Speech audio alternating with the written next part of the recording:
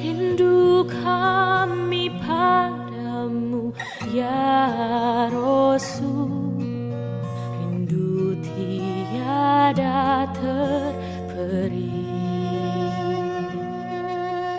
Berapa jarak darimu ya Rasul, serasa di kau di sini.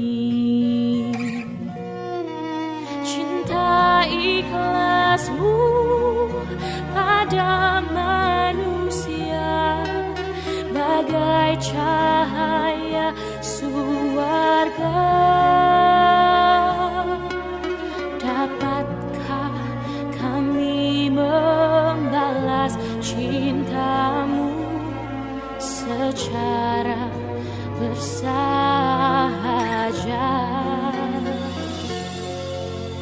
Rindu kami padamu ya Rasul, rindu tiada terperi.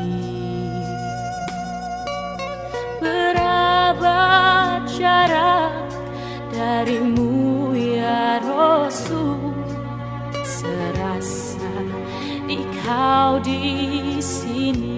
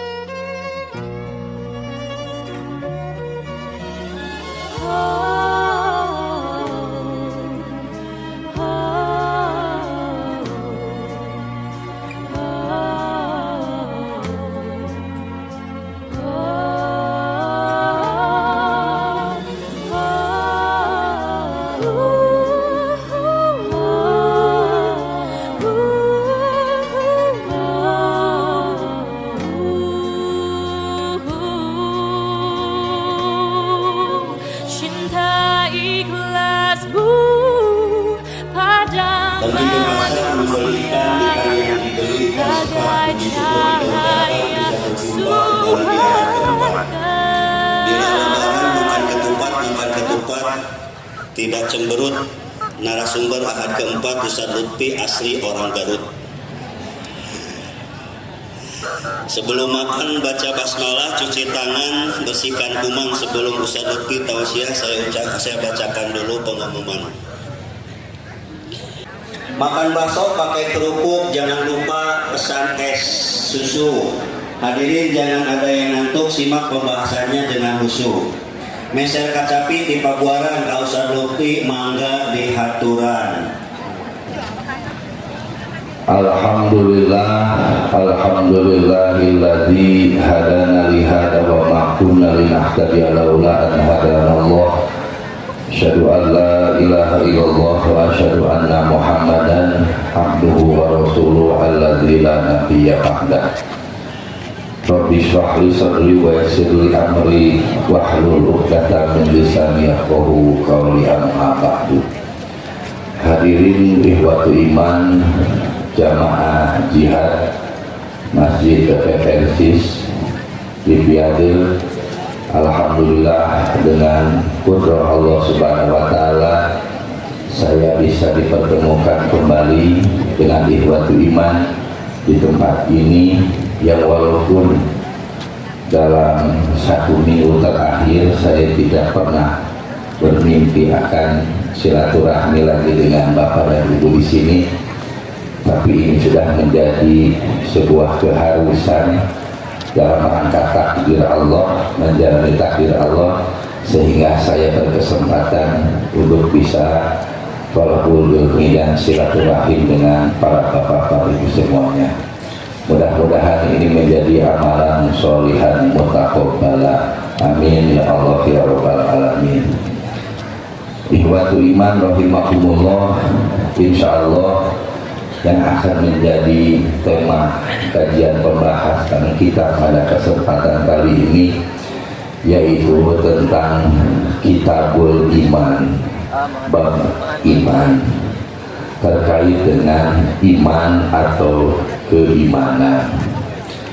Perlu saya tegaskan di mana-mana sudah merata. Ketika membahas bab iman, semua umat itu acuh, apatis.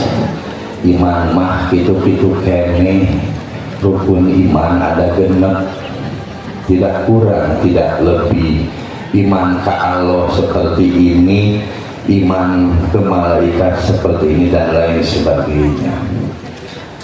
Dalam pengertian bahwa kecenderungan kita untuk mengkaji, memperdalam, bahkan memahami iman dengan sesungguhnya nyaris sudah selesai. Sampai ketika kita dulu belajar di dunia atau di madrasah atau di masjid atau di pesantren, setelah itu jarang lagi kita membahas terkait dengan keimanan. Bagi saya dan dalam agama, justru yang menjadi modal yang paling mahal itu adalah iman atau keimanan. Sebagai contoh saya ungkapkan bahwa biasanya datang ke masjid, ke pesantren atau ke sekolah-sekolah, biasanya suka tertulis kebersihan itu dari sebagian dari iman. Hanya itu saja yang kita ketahui. Kalau memang betul kebersihan itu bagian dari iman, nampaknya tidak butuh Al-Quran dan tidak butuh Al-Hadis. Muni oge bangun geus ngagarugu yang sorangan disusukan, nah ngebersihan awak. Nah, siapapun yang sudah kotor pasti naturally itu akan membersihkan dirinya. Apakah munding punya iman? Ya, kan begitu. Jadi oleh sementara yang benar adalah at-tahuru syatrul iman. Bersuci itu bagian daripada iman. Karena perintah agama itu ada nilai lebih dari kebiasaan makhluk-makhluk. At-tahuru syatrul iman, bersuci. Apakah bersuci itu bersih? Apakah bersuci itu bersih? Bersuci pasti bersih. Bersih pasti suci? Tidak. Makanya nilai lebihnya dari bersuci itu perintah agama. Kalau bersih tidak harus diperintah agama pun, bawaan makhluk alamiahnya pasti bakal bersih, bakal bersih. Oleh karena itu, berdasarkan hadis tersebut, saya katakan bahwa kenapa sampai saat sekarang, wabil khusus di Jamiah Persatuan Islam, yang dibahas itu bab wudu, bab tayamum. Kapan mau nyampe ke bulannya? Ya, ada anggapan seperti itu. Padahal berdasarkan hadis itu bukan hendak mengkaji sucinya, tapi ketika kita mengkaji bersuci, berarti di dalamnya kita memperbaiki keimanan itu tersendiri. Itulah persepsi kebanyakan orang terkait dengan iman. Makanya mohon maaf kalau saya anti mainstream, beda dengan yang lain membahas keimanan.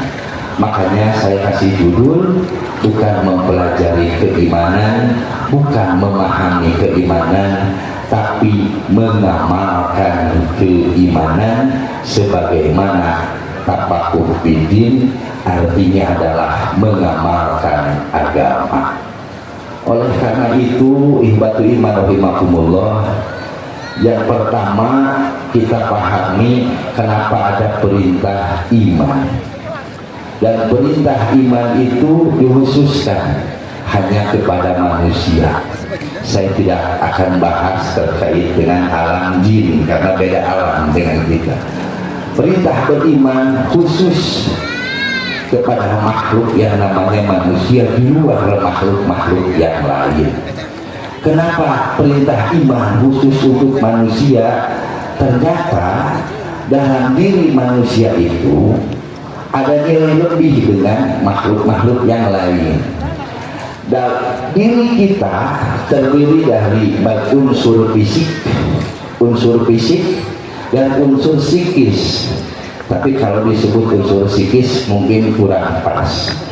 Ada unsur fisik seperti panca indera tubuh kita, dan ada istilah dalaman. Kalau istilah komputer itu software mungkin ya. Ada software. Dalam manusia ada dua software, satu akal dan yang kedua hati atau rasa. Binatang mungkin hanya punya rasa, punya hati. Binatang punya akal. Binatang punya akal. Kalau binatang punya akal, tidak mungkin kita melihara hewan, ya, karena pasti bakal udah. Jadi dalam diri manusia selain fisik ada akal dan ada juga hati atau rasa. Karena dua faktor ini ada dalam manusia, maka lahirlah perintah keimanan, maka adalah syariat keimanan khusus untuk manusia. Dalam arti iman itu menjadi syariat yang harus dilakukan oleh manusia, sehingga keberadaan manusia di alam dunia bukan sekedar manusia biasa. Keberadaan kita bukan sekedar manusia, tapi nilai lebihnya adalah orang yang beriman. Kalau manusia biasa tidak beriman, kira-kira ada harga diri kita? Kira-kira ada harga diri kita? Harga jual kita? Nilai kita? Tidak ada. Anggap saja di masjid Piade, misalkan di kolong jembatan ada hewan, misalkan domba, yang entah punya siapa, walaupun sudah tua geus peot. Pertanyaannya, bakal orang ada yang ngambil domba itu? Bakal, lumayan, tidak harus beli, begitu ya, lumayan. Bandingkan dengan ada aki-aki ini tinggal di bawah jembatan itu, apakah ada yang akan mengambilnya? Lumayan, jangan begitu. Ada yang ngambilnya. Jadi kalau secara fisik apa yang ingin kita banggakan dalam diri kita? Walaupun ketika muda kita kuat, ya, kita segala macam, tapi suatu saat pasti bakal tua. Makanya kita perhatikan di lingkungan kita tidak sedikit orang tua yang kehilangan anaknya, yang kehilangan rumahnya, mereka tinggal di pinggir jalan. Jadi dengan demikian yang diinginkan oleh Allah Subhanahu wa Ta'ala, manusia sebagai makhluk supaya beda dengan makhluk yang lain, maka jadilah orang yang beriman. Tanpa iman manusia tidak akan ada apa-apanya. Tanpa iman, walaupun pintar, ketika jadi santri di Sukamiskin atau di Cipinang, apa yang akan terjadi? Semua berbalik keadaannya. Ketika saking pintar karena tidak pakai iman, akhirnya berujung pesantren di Sukamiskin atau di Cipinang, paling jauh mungkin di Cilacap ya, kan gitu ya, paling jauh di Cilacap di Nusa Kambangan. Itu gara-gara apa? Gara-gara dirinya hanya menjadi manusia. Jadi kita yang hadir di sini, alhamdulillah, kita masih kenal masjid, kita masih rindu ke masjid, berarti mudah-mudahan dalam diri kita bukan bahwa kita bukan sekedar manusia biasa, tapi kita adalah orang yang beriman. Ikhwatul iman rahimakumullah, terkait dengan pembahasan iman. Iman itu membahasnya sesuatu yang gaib atau yang hadir. Iman itu pokok bahasanya itu perkara yang nampak atau yang tidak nampak, yang ada atau yang tidak ada, yang ada atau tidak ada. Ya kan begitu.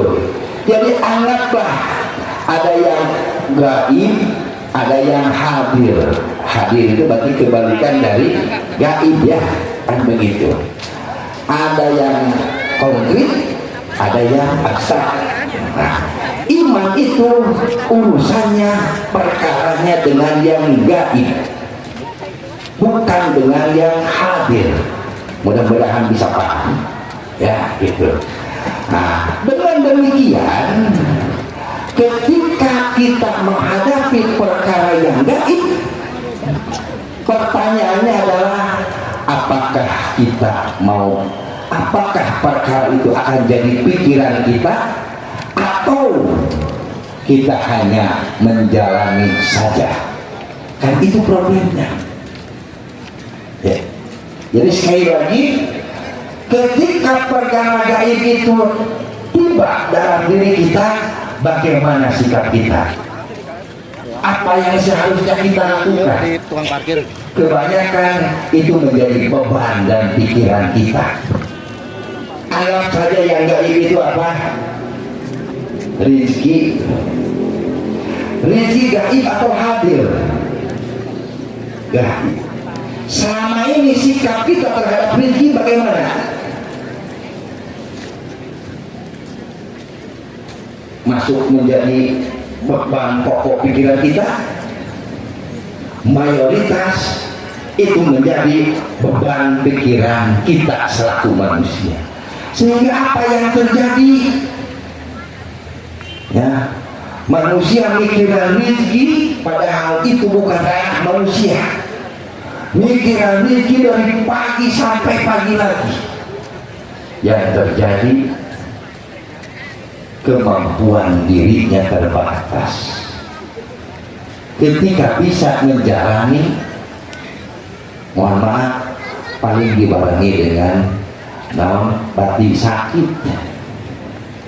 Kalaupun tidak sakit,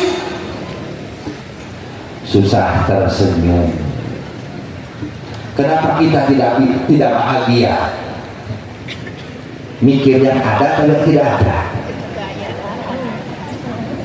Yang tidak ada di pikiran. Makanya wajar kalau manusia cepat stres dan merasa dirinya tidak bahagia karena senantiasa memikirkan perkara-perkara yang tidak ada. Kita lihat makhluk sebelah, pernah kita lihat kucing ngalamun, ulah aing ada hal jenang, wayah dia canggih isu, pernah Pak? Ya, ucing Ustaz eta, iya, ya, itu ucing eta. Pertanyaannya, rizki itu tanggung jawab siapa? Kholik atau makhluk? Selesai. Kalau rizki itu tanggung jawab al-kholik, berarti kita tinggal menjalani saja proses ini sehingga kita bisa menikmati kehidupan ini. Ya. Makanya kita belajar dari binatang atau makhluk Allah yang lain. Apakah ada binatang yang mati karena kelaparan? Jawabnya tidak. Kecuali kalau kena virus, atau karena kemarau berkepanjangan, atau karena disembelih. Gak ada. binatang yang mati karena kelaparan. Hal yang terbalik, apakah ada manusia yang mati karena kelaparan? Apakah ada? Jadi mau lihat mana manusia dengan hebat. Ya, sampai dalam hadis disebutkan, sekiranya kami tidak memperhatikan hewan dan tumbuhan, niscaya kami tidak akan menurunkan air hujan. Allah lebih mengutamakan dan menghargai siapa? Hewan dan tumbuhan. Kenapa? Karena kewajiban Allah untuk memberi rezeki kepada makhluknya. Allah telah sebagai khalik. Jadi dengan demikian, ikhwatu iman rahimakumullah, itulah fungsi iman dalam kehidupan kita. Ketika kita berhadapan dengan sesuatu yang gaib, maka bagaimana seharusnya kita bersikap? Ya begitu. Maka adalah syariat iman yang dibebankan kepada manusia supaya apa? Supaya manusia bisa stabil hidupnya. Stabil hidup. Stabil. Dengan apa bisa stabilnya? Hanya dengan keimanan. Tanpa iman bisa stabil hidup? Dijamin tidak ada. Itulah fungsi keimanan. Makanya kenapa dalam iman seluruh pembahasannya itu perkara yang gaib. Dari mulai rukun iman kepada Allah, malaikat, Rasul, kemudian kitabnya, kemudian hari akhir dan qadar, baik yang baik maupun yang ini semua sifatnya gaib. Sifatnya gaib. Pernahkah kita berbohong? Pernahkah kita berbohong? Jawabannya pernah.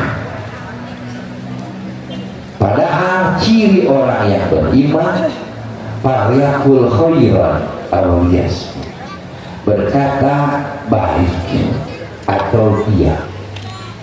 Jujur itu bagian dari berkata baik. Dengan demikian, ketika kita berbohong, dalam diri kita ada iman. Apakah kita orang yang beriman? Wallahu a'lam. Ya begitu. Kenapa? Kenapa? Zaman sekarang orang lebih takut dengan materai daripada dengan yang tidak ada. Lebih takut dengan yang nampak materai atau apa perjanjian di notaris, di pengacara, begini. Lebih takut kepada itu terhadap yang nampak. Padahal Allah ada, tapi keberadaan Allah tidak bisa kita ketahui. Dalam arti Allah itu gaib. Allah itu gaib. Silakan cek dalam hadis. Apakah kita akur dengan tetangga? Dipastikan kita bersahabat dengan tetangga. Pengen nitip jualan ini, tapi Pilih-pilih sekarang sebenarnya itu. Ada yang baik, ada yang tidak baik dan lain. Kalau yang baik kita baik dengan tetangga. Kalau yang tidak baik dibalas tidak baik. Tetangga kita judes sendiri, juli ganti. Apakah kita orang beriman? Padahal dalam konteks itu Nabi Muhammad SAW mengatakan, man kana minkum billahi wal yaumil akhir falyukrim jarahu. Hendaklah memuliakan tetangga. Sampai mungkin ibu-ibu sering mengamalkan hadis idah tobahta marokotan paksir maha wadah haji ronaka.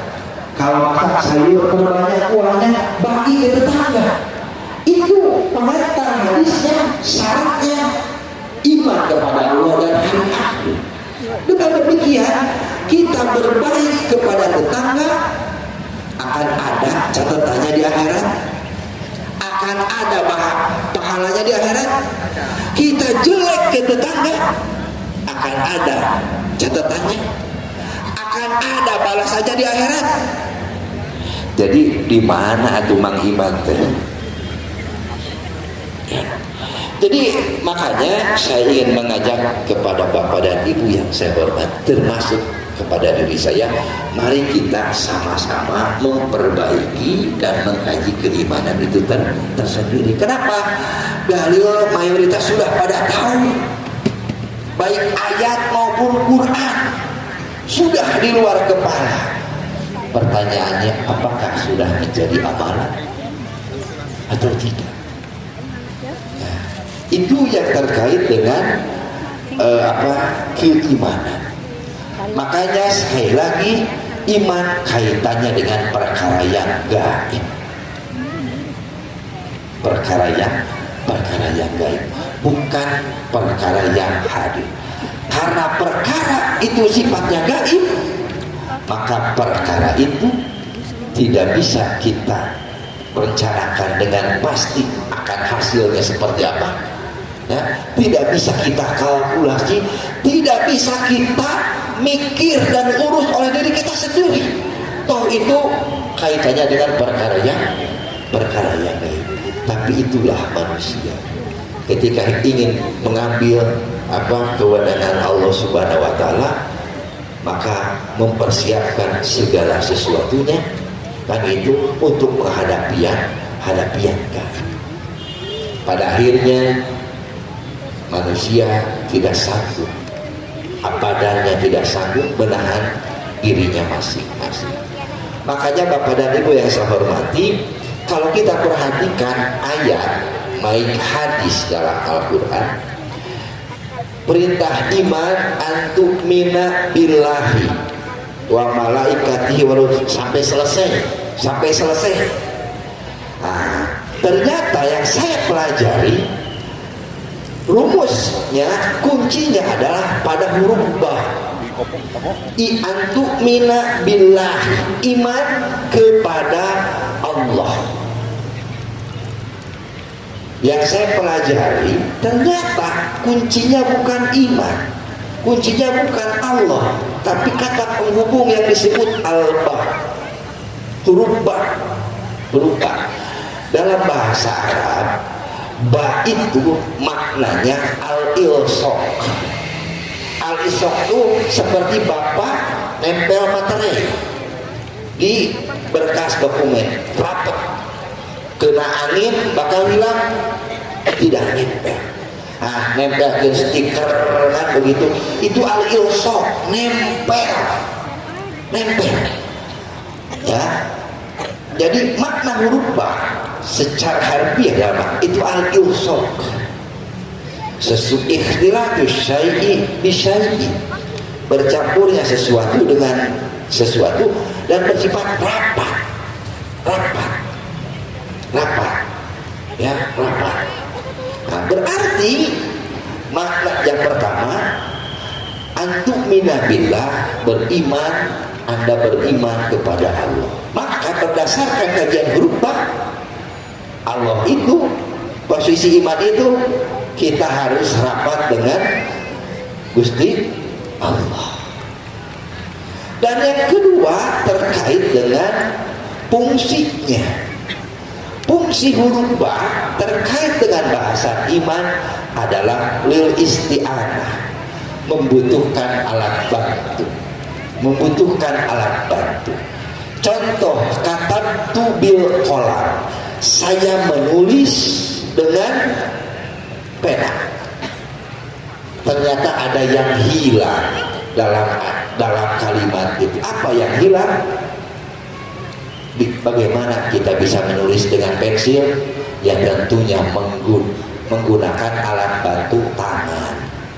Makanya katabtu bil qalam, saya menulis dengan tangan, menggunakan tangan saya dengan pensil atau paku. Kata bantu antumina billah terkait dengan iman, maka kata bantunya apa? Iman itu membutuhkan apa? Tempatnya di mana? Adalah hati. Jadi terkait dengan fungsi yang tadi, bahwa keberadaan Allah itu harus senantiasa ada, hadir dalam diri kita, nempel rapat.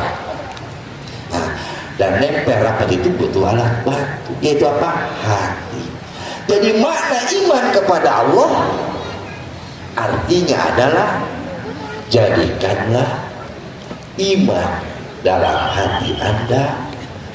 Jadikanlah hati Anda nempel dengan Gusti Allah Subhanahu wa Ta'ala.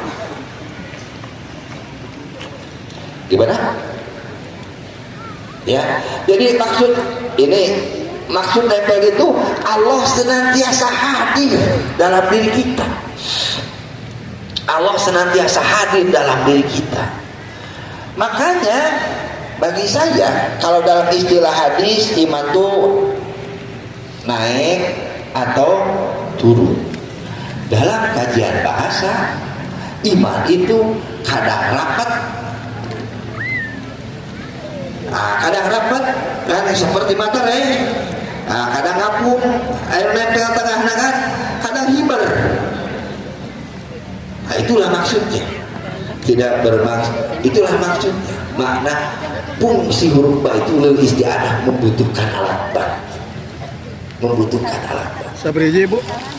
Bagi bapak-bapak yang kebetulan berprofesi sebagai tukang dagang, suatu ketika dagangan kita laris manis, untungnya berlimpah, bisa tersenyum, bisa, sudah dipastikan bisa tersenyum. Ketika yang direncanakan, dikalkulasinya itu sesuai, tepat, maka lazimnya manusia membanggakan dirinya sendiri. Bapak atau ibu atau apa, semuanya telunjuknya ke sini.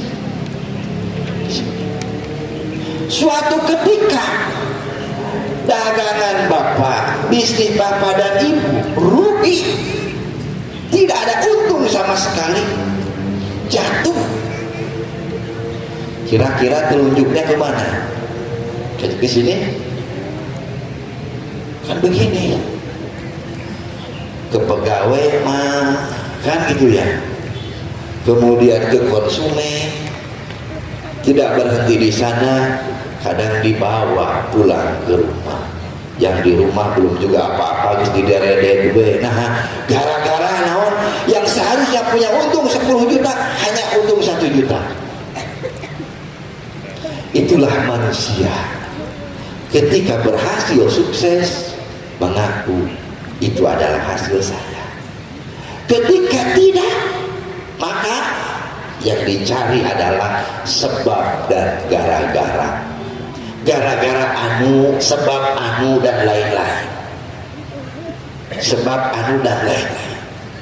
Jadi oleh karena itu dipastikan kita akan tidak bisa menikmati hasil itu semua.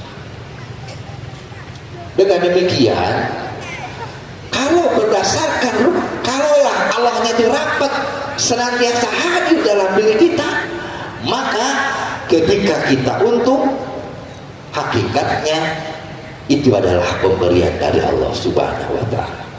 Itu kaitannya dengan qadar kita yang baik. Allah lah yang memberikan itu semua. Ketika kita rugi, mau nyalahin siapa? Ya, itulah qadar yang jelek yang diberikan kepada, yang diberikan Allah kepada. Selesai. Bakal ada stres berkepanjangan, bakal ayah gogorowokan cucu lewungan, gara-gara yang tadinya mau dapat untung sekian ternyata melonjak tidak. Itu kan luar biasa. Itulah manusia. Ketika gagal dan lain-lain, Manusia biasa mencari sebab dan gara. Bukankah sudah ada perangkat rukun iman yang keenam, al-imanu bil qadari khairihi wa syarrihi. Yang baik itu pemberian dari Allah, yang jelek pun itu pemberian dari Allah. Apa yang akan menjadi masalah? Ya, begitu. Tapi makanya ketika untung dan ketika rugi, karena Allahnya tidak nempel, gimana?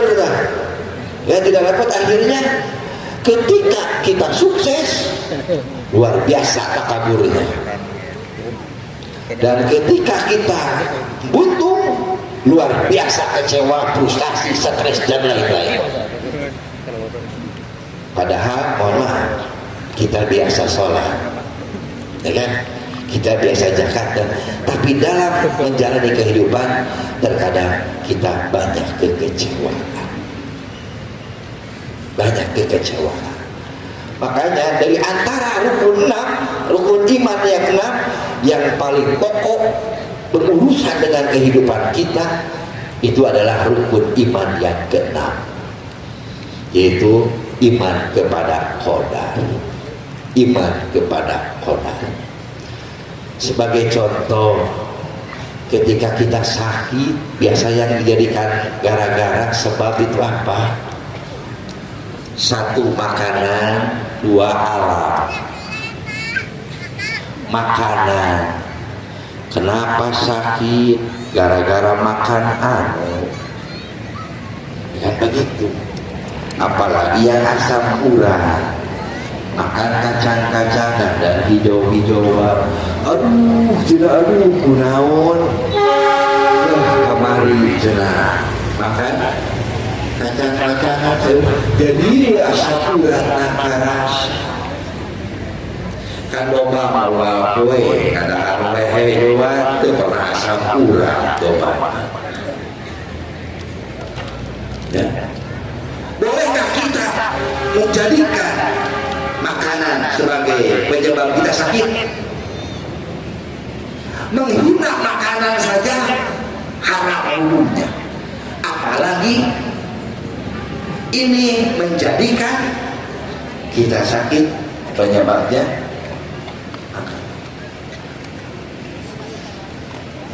musyrik bukan? Musyrik bukan? Makanya kita tidak bisa menikmati hidup. Nah, ini jangan, kalau ini makan bakal ini dimakan bakal ini.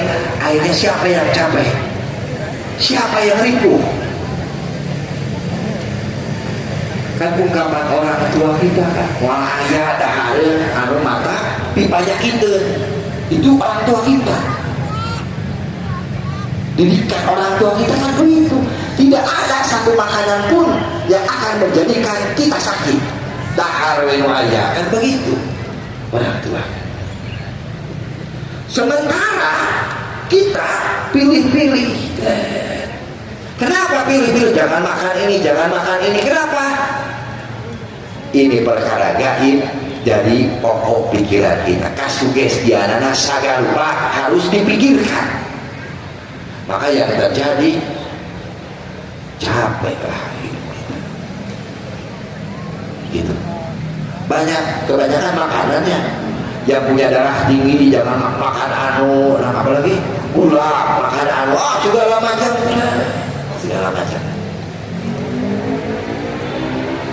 Dengan demikian, artinya pertanyaannya, apakah kita sudah mengamalkan keimanan? Kenapa kita lebih percaya kepada makanan, tidak percaya kepada qadar kita? Kenapa sakit? Sudah waktunya sakit, selesai. Kenapa sehat? Sudah waktunya sehat. Bukan karena saya menjaga pola makan, pola hidup dan lain-lain. Berdasarkan kajian rukun iman, kenapa sakit? Sudah waktunya saya sakit. Jadi kita sakit, hakikatnya itulah qadar kita. Walaupun syariatnya bisa jadi dengan makanan, bisa jadi karena minuman. Cuma kebanyakan kita selama ini menjadikan makanan sebagai hakikat kita sakit. Dan itulah menurut persepsi saya musyrik di abad sekarang.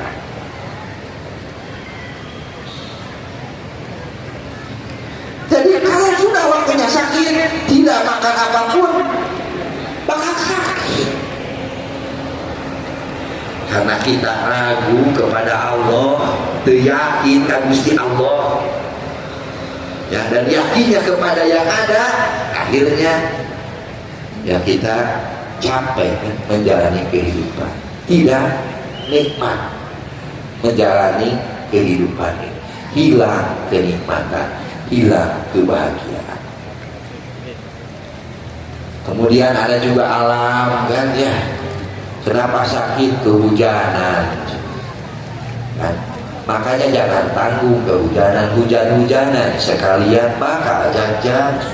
Kepanasan kan, pemain bola juga papanasan jajan sehat kan, itu gojek papanasan sararehan, papanasan kepanasan alam biasa.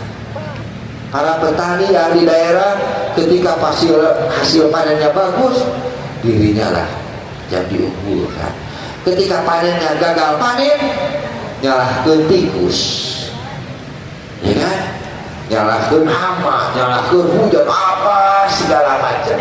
Jadi pertanyaannya, iman yang pernah kita pelajari dulu mana amalan anak-anak? Itulah makanya saya mengetahui bahwa kata kuncinya huruf bah. Jadi nempel itu rapat. Berarti ketika hati kita nempel dengan Gusti Allah, kan rapat nate minimal nempel, ya. Walaupun tidak rapat nempel, ketika nempel minimal semuanya itulah yang akan menjaga diri kita. Makanya keluarga biasakan dalam diri kita alarmnya, ini adalah qadar saya baik, ini adalah qadar saya yang jelek. Kenapa meninggal? Sudah tua katanya, kunaon maut geus kolot, kan begitu. Kan itu yang sering kita dengar. Karena menjadikan tua kolot sebagai hakikat seseorang meninggal. Padahal di juga banyak aki-aki kan, bahari rukanya berjalan lancar dan ini. Begitu. Kenapa meninggal? Sakit katanya. Kenapa meninggal? Sakit, itu kan dalam kebiasaan kita. Padahal kenapa meninggal? Karena hidup selesai. Ya, udah mau ada hidup asal lagi beres. Bukankah kulu nafsin da'iqatul maut? Bukan kulu syaihin da'iqatul maut, kulu maridin da'iqatul maut? Bukan. Kulu nafsin, setiap yang hidup pasti akan mati. Syariatnya saja karena faktor usia, syariatnya saja karena sedang mengalami penyakit dan lain sebagainya. Tapi selama ini pikiran itu, mohon maaf, hampir nyaris tidak pernah kita lakukan. Tahun apalagi zaman Covid, kunaon maut Covid cenah. Sudah berapa banyak musyrik yang tidak kita sadari, ya, ada dalam kehidupan kita. Jadi kata kuncinya itu adalah bah. Jadi makna huruf bah dalam bahasa Arab itu adalah lil ilsam, nempel rapat, ya, nempel rapat. Dan iman billah, iman itu membutuhkan alat bantu. Alat bantunya itu apa? Hati. Iman itu membutuhkan alat bantu hati. Makanya tempel ke hati urang kepada Allah Subhanahu wa Ta'ala. Allah senantiasa ada, Allah senantiasa hadir, Allah senantiasa mengawasi kita. Makanya tidak mungkin orang beriman melaksanakan zina, tidak mungkin orang beriman mencuri, tidak Tidak mungkin orang beriman culas dalam dagangnya, dalam timbangan dan ukurannya. Dan tidak mungkin orang beriman itu adalah berbohong. Itu. Jadi ya wajar we itu bohong sekali-kali ya Ustaz, kan gitu. Kan gitu kan. Ya kan gitu. Intinya inilah yang harus kita perbaiki. Inilah yang harus kita perbaiki. Jadi kata kuncinya adalah huruf ba.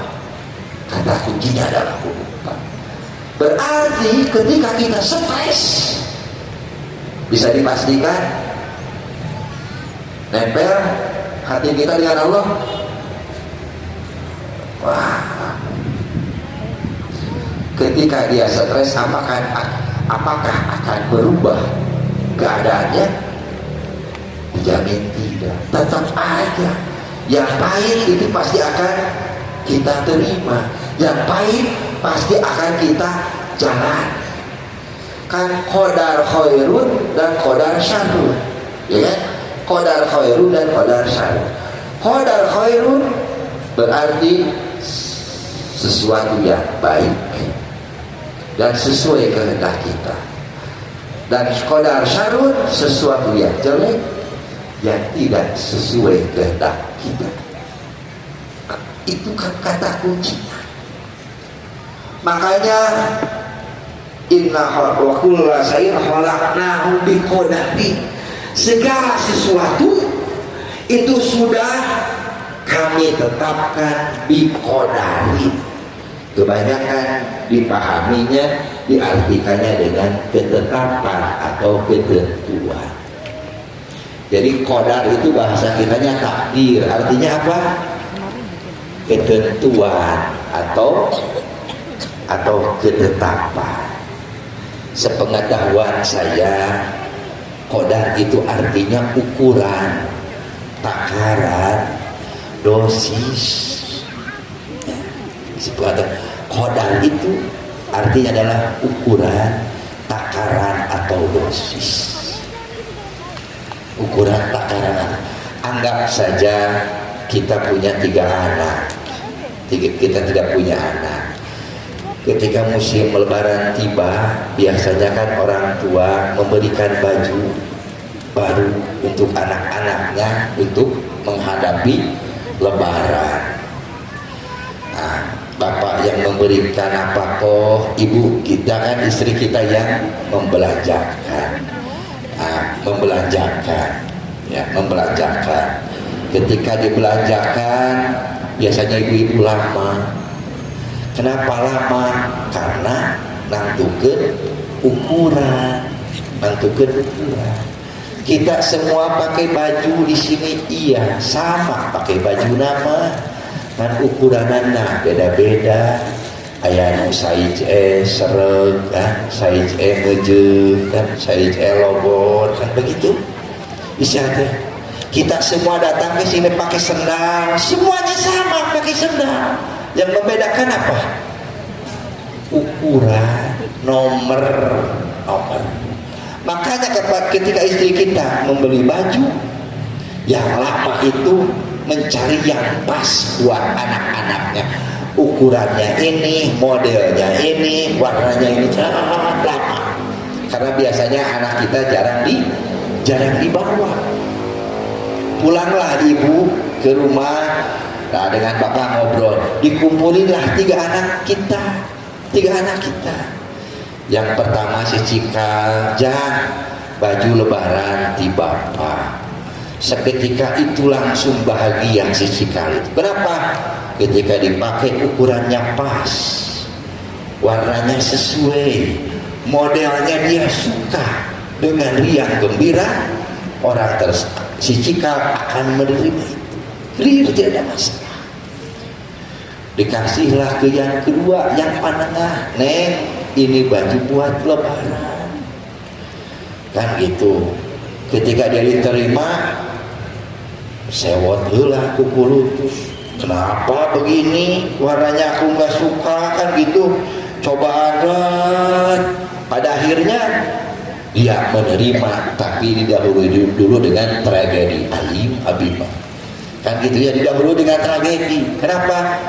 Harusnya mah yang warna anu, ini warna anu, tapi lah gak apa-apa lah kan gitu. Ada proses untuk menerimanya.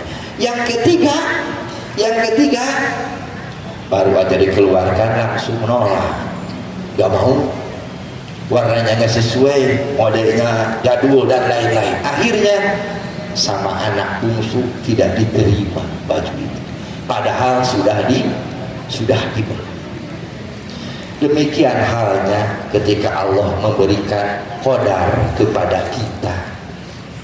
Ketika qadar yang Allah berikan itu sesuai dengan keinginan dan harapan kita, maka seketika kita akan bahagia, menerima dengan sukarela. Ada kalanya nerima kejadian itu ngomel heula kulutus heula, walaupun pada akhirnya nerima. Ada kalanya teu narima, ya kan, nolak karena qadar. Apakah tetap akan terjadi? Tetap akan terjadi, tapi sikapnya yang menolak. Jadi kebanyakan kita selama ini sikap yang A, B, yang C. Ya. Mana yang paling banyak kita lakukan? Ya, yang A, yang B, yang C. A, B, C lagi aja Ustaz di luar nana. Ya. Makanya ketika si cikal yang penengah tidak mau menerima tidak mau menerima baju atau protes dulu dengan baju yang diberikan, saya yakin orang tua kita akan tersinggung. Meh naon jangan maneh tinggal make dan keburu neangan duit teu kudu balanja. Tinggal pakai saja, apa susahnya? Tapi kan tidak seperti itu keadaan. Sama halnya ketika Allah memberikan takdir kepada manusia, kan kita mah tinggal ngejalani aja, nggak perlu pakai sewot dan protes ya, tinggal pakai saja. Tapi itulah manusia. Makanya sikap kita kepada takdir sama halnya dengan sikap anak kita kepada orang tuanya ketika diberikan sebuah pemberian. Hayang ngabungahkeun kolot teh ternyata ya tidak berbanding lurus dengan keinginan orang. Itulah yang disebut dengan qadar. Kalau dalam istilah kedokteran, kita berurusan dengan dokter kan suka dikasih resep obat, dikasihlah 3 obat. Ini 3 kali 1, ini 2 kali 1, ini 1 kali 1. Kan itu aturannya, itu dosisnya seperti itu. Kebanyakan kita mengikuti itu. Oh, pagi makan 1 kan itu, makan 2 kan, makan 3, siang hanya makan 1 kan gitu, malam hanya makan 1 kan begitu.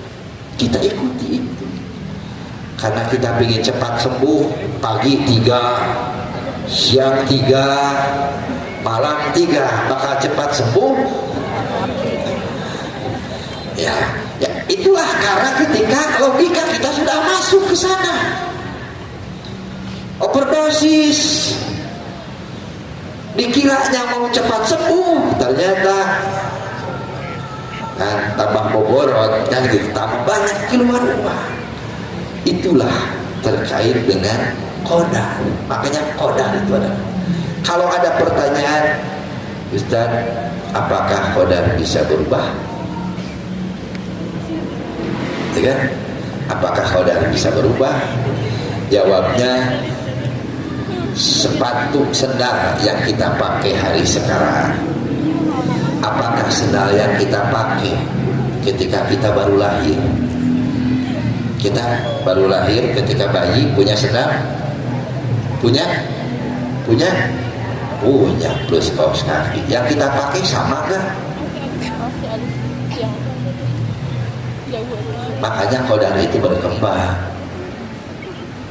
Ya, qadar itu adalah berkembang sesuai dengan size. Allah yang Maha tahu. Makanya sudah berapa puluh kali kita ganti sendal.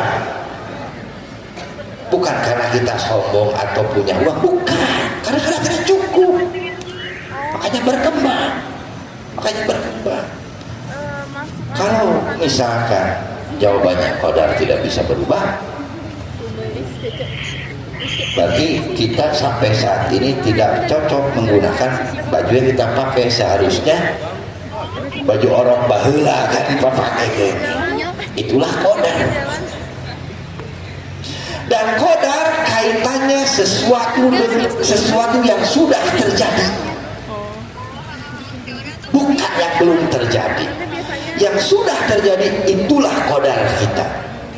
Hari ini 28 September pukul 7.55, takdir kita hari ini sampai subuh itu kita sudah bertemu dengan takdir kita hari ini. Nanti jam 9 apa yang terjadi? Itu belum menjadi takdir kita. Ya kan begitu, itu belum menjadi takdir. Makanya agama memberikan spare. Silahkan untuk berusaha, silahkan untuk berikhtiar, silahkan untuk berikhtiar. Kalau misalkan qadar tidak bisa dirubah, maka itulah yang dialami oleh kebanyakan kita. Saya tuh udah susah dari dulu sampai sekarang, susahnya nanti juga bakal terus-terusan susah. Jadi menakar qadarnya dengan apa? Dengan akal. Padahal qadar itu sesuatu yang sudah terjadi. Nanti ya itu adalah spare ikhtiar. Allah memberikan ruang ikhtiar. Silahkan berikhtiar, berusaha semaksimal mungkin, mau merencanakan semaksimal mungkin. Tiba saatnya pada hasil serahkan kepada Allah Subhanahu wa Ta'ala. Itulah yang disebut dengan tawakal. Tawakal itu menyerahkan hasil dari proses yang sudah kita lakukan. Kita belum juga memulai sudah memikirkan hasil. Nah, proses wae acan berpikiran hasilnya. Makanya wajar kalau susah tersenyum. Zaman dulu kan itu, zaman dulu. Makanya apa enaknya mesem? Apa enaknya mesem? Ada enaknya? Gak ada. Yang ngarungsingkeun alam dunia nu puguh nama. Manyun bae kan gitu. Apa enaknya? Gak ada enaknya. Tapi tanpa sadar manusia keseringan bersikap. Berarti dengan demikian dinyatakan orang tersebut tidak bahagia. Kenapa? Tidak berdamai dengan keadaan. Jadi qadar itu kita berdamai dengan keadaan. Apapun yang Allah berikan, yang itu kudu di pikiran, tinggal jalani dan lakona. Jalani dan lakona. Makanya innallaha ala kulli syai'in qadir. Qadir itu maha qadar. Yang membuat qadar kita, yang membuat takdir kita siapa? Qadirun. Allah. Adakah kuasa kita? Tidak ada. Kita hanya menjalani proses saja. Kita hanya menjalani proses saja. Kan sudah jelas Allah itu qadirun. Kenapa kita berusaha menjadi qadirun? Makanya wajar Allah memberikan yang baik kepada kita, wajar Allah memberikan yang jelek kepada kita, wajar. Oh, yang memberikannya Dia. Tapi itu tadi, karena manusia punya akal dan hati, kemudian dipikir segala sesuatu. Makanya evaluasinya tinggal itu saja. Sejauh mana kan itu, sejauh mana rapatnya kita, hati kita dengan Allah Subhanahu wa Ta'ala. Saya yakin yang menjadi susah kita tersenyum, susah kita bahagia, kaitannya kita tidak bisa berdamai dengan rezeki yang Allah berikan kepada kita. Itu masalah terbesar. sebagai pamungkas saya ingin mengatakan bahwa dalam sebuah hadis Allah mengatakan awwalu ma khalaqallahu ta'ala al-qalam. Pertama yang Allah ciptakan itu adalah pena atau pensil. Faqala lahu, Allah berkata kepada al-qalam, karena al-qalam itu adalah makhluk. Ya kata Allah, uktub, tulis wahai qalam. Ya Rabbi wa ma aktub, wahai Allah, apa yang harus saya tulis? Kemudian Allah berfirman, uktubil qadra ma huwa kainun min dzalika ila yaumil qiyamah. Tulislah al-qadra, takdir, ma huwa kainun min dzalika, apa yang akan terjadi dan pasti akan terjadi. Min dzalika, dengan takdir itu, ila yaumil qiyamah, sampai hari kiamat. Itu hadis yang pertama. Hadis yang kedua beda redaksi. Allah menjawab kepada al-qalam, uktub maqadiro kulli syai'in, tulislah maqadiro, takdir kulli syai'in, segala sesuatu, hatta taquma sa'a, sampai terjadinya hari kiamat. Berdasarkan dua hadis tersebut, saya ingin katakan bahwa ada al-qadar, artinya takdir, satu takdir, ada maqadir. Di hadis yang kedua maqadir, dalam kajian pesantren ada 3 bentuk. Maqadir itu isim masdar, berarti rupa-rupa, macam-macam takdir.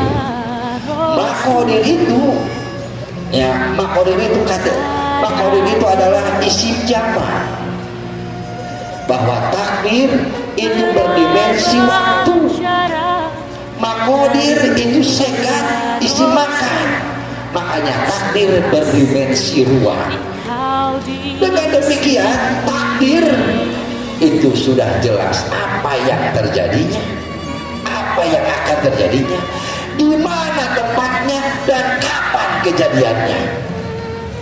Maqadir itu disimpulkan dari kata maqadir. Yang hadir di sini siapa saja itu sudah ada tulisannya di Lauhil Mahfuz di sana. Sebelum Allah menciptakan langit dan bumi, 50.000 tahun setelah itu barulah Allah menciptakan langit dan bumi. Jangan, makanya saya tadi katakan saya tidak bermimpi hari ini bakal hadir di depan Bapak dan Ibu, tapi takdir Allah Lauhil Mahfuz. Makanya takdir bahasanya guratan takdir. Kenapa guratan takdir? Yang nulis al-qadar siapa? Pulpen, pena. Kan tulislah oleh kamu pena apa yang akan terjadi. Disebut guratan, coretan takdir, guratan takdir. Kenapa? Dan yang pertama Allah ciptakan itu adalah kemudian tibalah saatnya Allah menciptakan kehidupan ini. Susunannya, urutannya adalah urutannya adalah yang pertama, khalaqallahu ta'ala at-turbata yaumas sabti. Allah menciptakan at-turbata, daratan, baik tanah maupun laut, yaumas sabti, pada hari Sabtu. Daratan Allah menciptakan pada hari Sabtu. Makanya wajar nu arulin biasana poe Sabtu kamarana wa khalaqa fihal jibal yaumal ahad, dan Allah menciptakan hari Ahad itu al-jibal, gunung. Yang naik gunung biasanya hari Ahad. What on kata mereka malah kan gitu. Wa khalaqa syajar yaumal isnin, Allah menciptakan pepohonan, tumbuh-tumbuhan pada hari Senin. Makanya ini jadi jimatnya petani, pepelakan pertanian kudu hari Senin. Wa khalaqal makruh, dan Allah menciptakan perkara yang makruh, yang tidak diinginkan, tapi itu terjadi yaumas sulasa, pada hari Selasa. Makanya biasanya jangan lahir hari Selasa dicirian ku ajengan teh ulah ieu deui kan gitu kan gitu. Kenapa? Identiknya dengan al-maktub. Wa khalaqan nur yaumal arbi'ah, dan Allah menciptakan cahaya itu pada hari Rabu. Biasanya majelis taklim, kajian-kajian pondok pesantren atau peresmian yang terkait dengan agama biasanya itu hari Rabu.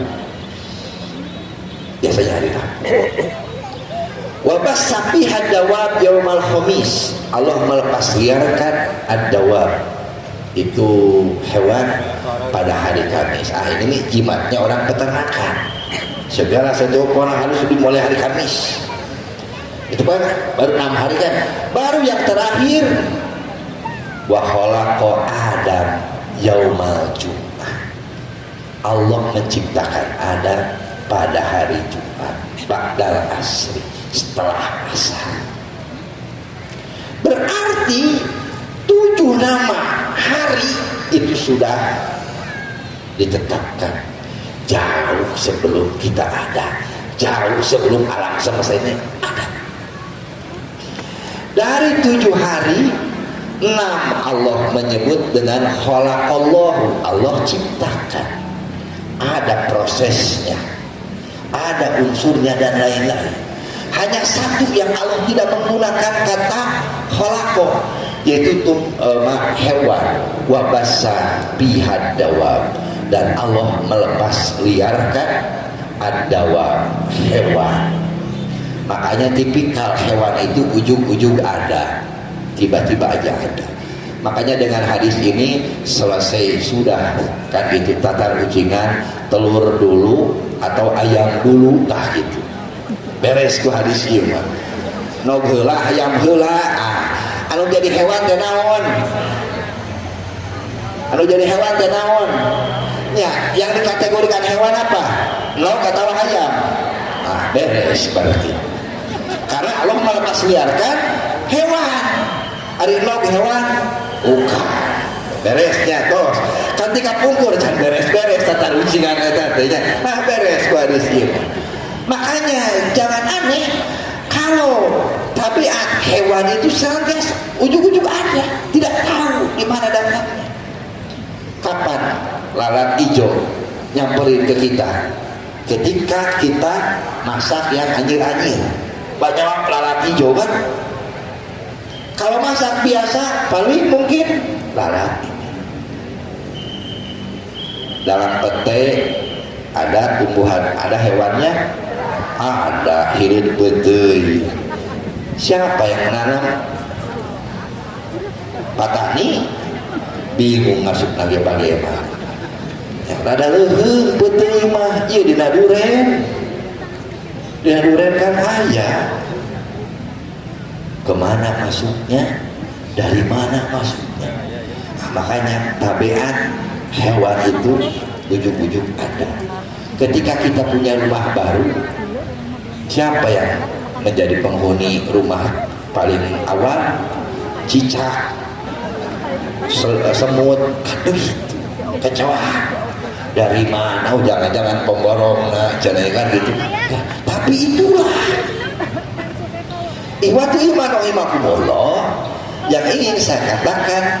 Proses penciptaan alam semesta selama 7 hari itu yang disebutkan hari-harinya tadi itu luar biasa. Allah Subhanahu wa ta'ala mempersiapkan seluruh sarana prasarana infrastruktur untuk siapa? Untuk sang penghuni alam semesta ini, yaitu Adam alaihissalam. Berarti ketika Allah menciptakan Adam,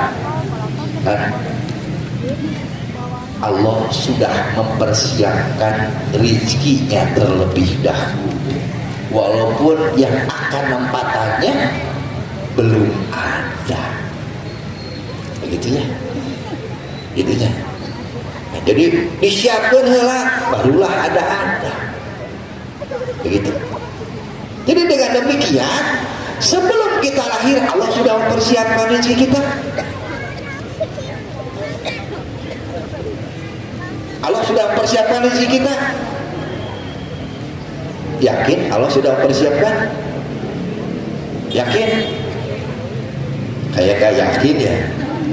Sebelum kita lahir Allah sudah mempersiapkan rezeki kita. Sudah. Cuma ya berhubung hati kita tidak rapat, tidak nempel dengan Gusti Allah, jawabannya sudah. Teorinya itu, prakteknya ya lihat cara babris kita begitu, lihat babris kita. Dan orang kebanyakan menyebut rezeki sekarang identiknya dengan uang. Ya Allah berikanlah rezeki kepada kami, padahal ujung-ujung nama minta duit. Nanti wasa nyebutlah ke Gusti Allah, ya Allah kasih aku uang yang banyak, itu sopan, disebutlah rezeki. Ketika saya bapak ibu berusia 4 bulan dalam rahim ibu kita, Allah sudah menetapkan oleh malaikat wa yuktabu rizki, sudah ditetapkan rezekinya. 5 bulan kita di kandungan, kita bawa uang, kita punya uang, hirup. Iya, kan 4 bulan itu ditiupkan ruh, kemudian ditetapkan rezekinya, sampai kita keluar dari rahim ibu kita 9 bulan. Selama 5 bulan kita punya uang, kita bawa uang, hidup. Bukankah itu rezeki? Nah, itulah rezeki, kuasa Allah itu. Cuma itu tadi, zaman sekarang rezeki sama dengan IDR kan gitu ya, rezeki sama dengan IDR, akhirnya ribet lah pikiran kita. Makanya sengaja saya membahas hal ini supaya kita bisa menikmati kehidupan kita yang sekali-kalinya. Kita hidup di alam dunia hanya 1 kali, tidak kedua kali. Makanya mumpung kita diberikan hidup oleh Allah 1 kali, nikmatilah hidup kita masing-masing dengan keadaan seperti ini adanya. Apa yang sesuai dengan keinginan kita, itulah qadar yang baik dari Allah. Apa yang tidak sesuai dengan keinginan kita, itulah qadar yang jelek dari Allah Subhanahu wa Ta'ala. Ada masalah? Beres. Tidak berujung stres ya. Nah, termasuk pulang dari sini macet biasanya. Karena itu suka amak-amakan, ada data suka tinggal macet kehendak siapa? Itu qadar syar'i. Makanya terkait qadar hidup kita ada usumnya, ada musimnya. Ketika berhadapan dengan macet, silakan tanya ke yang antar saya. Ke usum macet, tos beres. Ketika kita macet, amak-amakan segala macam, bakal sampai ke tujuan? Tidak. Macetnya usum macet. Kan tidak selamanya macet. Usum lancar-lancar, usum macet kan begitu. Itu bukankah itu pasangan khairun dan syarrun dalam qadar? Kerusuh macet tarimakeun beres ya. Ketika kita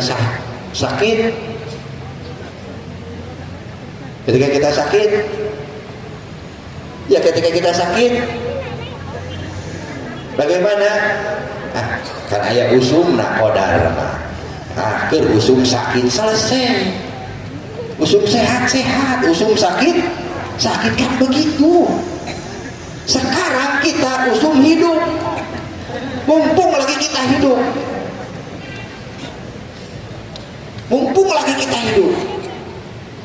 terbayang ketika kita kena ngalamun ngahuleung gitu, tatapannya kosong, tiba-tiba datang malakul maut. Punten bapak, punten ibu, cabut. Pangrugi-rugina alam, pangrugi-rugina manusia. Dan keadaan ngahulang ngalamun, datang malakul maut.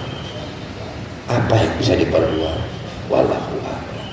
Jadi tidak ada rumus yang lain, mari kita nikmati kehidupan kita yang sekali dalam seumur hidup kita dengan penuh rasa syukur kepada Allah Subhanahu wa Ta'ala. Toh kita pun lahir ke alam dunia bukan kehendak kita, bukan keinginan kita, bukan keinginan orang tua bapak dan ibu kita, bukan. Sudah jelas kita lahir bukan kehendak kita, bukan kehendak orang tua kita, kan itu. Sudah jelas kan itu? Sudah jelas. Makanya ketika sudah hidup, loba kahaya dirinya, loba kahaya, itulah yang menjadi masalah terbesar manusia. Silahkan punya keinginan, itu adalah hal yang wajar. Direncanakan, itu adalah hal yang wajar dalam rangka proses ikhtiar, menyempurnakan ikhtiar. Masalah hasil serahkanlah kepada Allah Subhanahu wa Ta'ala. Hasbunallah wa ni'mal wakil, ni'mal maula wa ni'man nasir. Termasuk dalam hadis Nabi mengajarkan ketika kita melakukan sesuatu, keluar dari rumah ataupun apa, Nabi mengajarkan doa Bismillahirrahmanirrahim, la haula wala quwata illa billah. Jaminannya ada 3. Wukita, orang tersebut Allah akan dijaga. Wakupita, orang tersebut akan dicukupkan. Dan yang ketiga, wahudita, orang tersebut akan diberi petunjuk oleh Allah Subhanahu wa Ta'ala.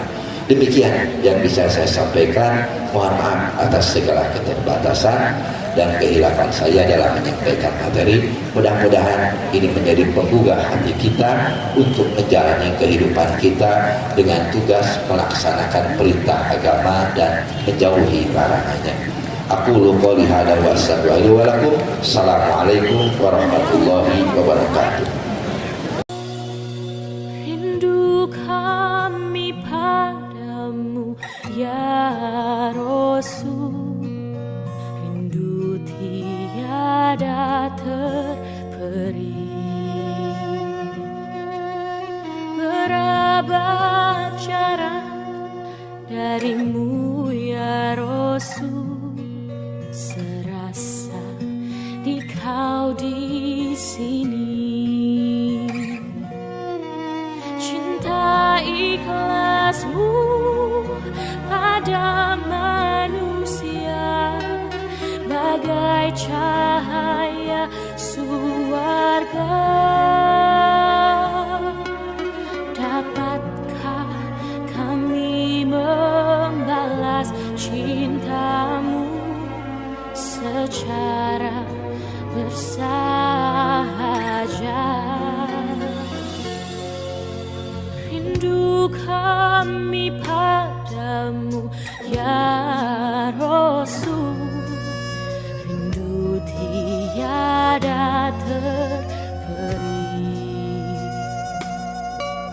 Berapa jarak darimu ya Rasul, serasa di kau di sini.